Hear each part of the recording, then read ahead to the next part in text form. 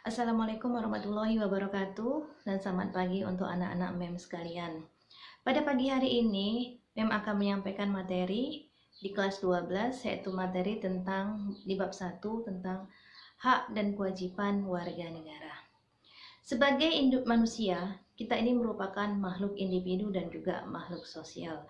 Sebagai makhluk individu, kita bebas melaksanakan segala sesuatu yang mau sesuai dengan kemauan kita.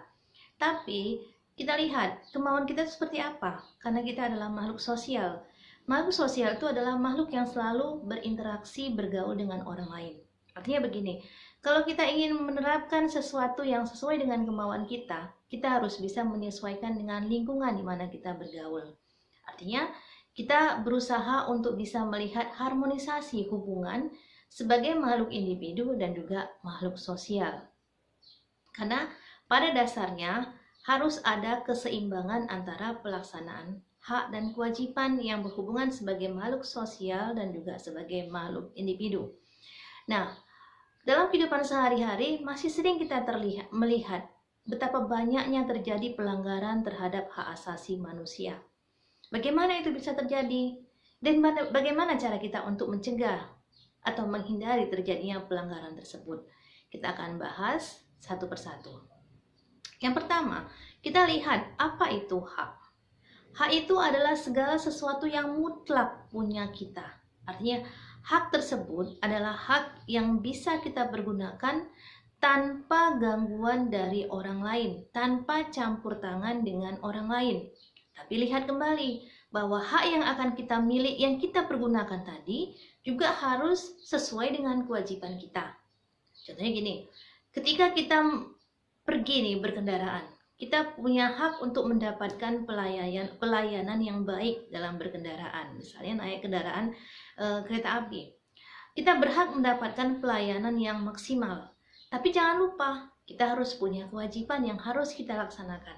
Apa kewajibannya? Yaitu kita harus membayar biaya perjalanan tersebut. Nah, selain itu, kita kenal yang namanya hak asasi manusia. Hak asasi manusia itu adalah hak dasar yang dimiliki setiap manusia sejak dilahirkan dan merupakan pemberian dari Tuhan Yang Maha Esa. Sehingga hak asasi manusia tersebut tidak boleh diganggu-gugat, tidak boleh dicabut, atau tidak boleh diserahkan kepada orang lain. Mungkin masih ingat ya di pelajaran kelas 11. Ada 4 ciri dari hak asasi manusia. Yang pertama, tidak dapat dibagi, tidak dapat dicabut, hakiki, dan bersifat universal. Paham di sini anak ya? Bahwa hak asasi manusia itu juga harus selaras dengan hak yang kita miliki, itu harus selaras dengan hak-hak orang lain.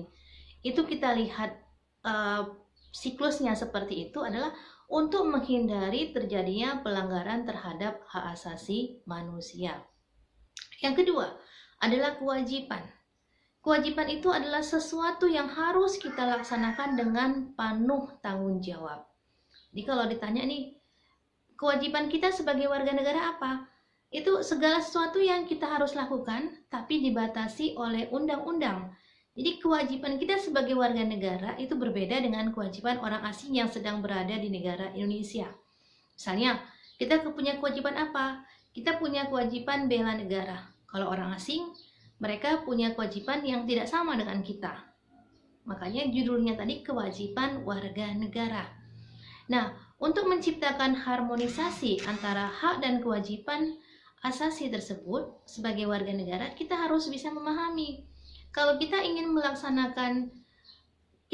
menuntut hak kita sebagai warga negara, maka kita juga harus melaksanakan kewajiban kita sebagai warga negara. Jadi jangan sampai kita menuntut hak kita, misalnya kita menuntut hak kita agar diberi penghidupan yang layak oleh negara. Sementara kewajiban kita, salah satu kewajibannya bayar pajak, tidak mau. Nah, bagaimana bisa terjadi harmonisasi hubungan yang baik antara kita dengan negara, sementara hak dan kewajiban yang kita laksanakan, hak yang kita tuntut tersebut tidak sesuai dengan kewajiban yang kita laksanakan. Maka jelas di sini ada hubungan antara hak dan kewajiban kita sebagai warga negara.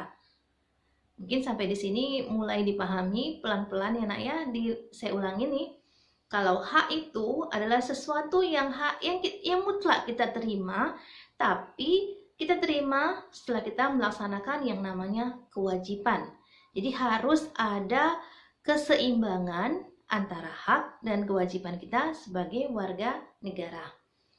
Sampai sini mungkin mulai bisa dipahami, diulang-ulang mendengarkan, dan kita lanjut materi untuk berikutnya. Apa saja hak yang kita miliki sebagai warga negara Indonesia yang terdapat dari pasal 26 sampai pasal 34 Undang-Undang Dasar 1945. Oke, materinya sampai di sini dulu. Kita lanjut pada pertemuan berikutnya.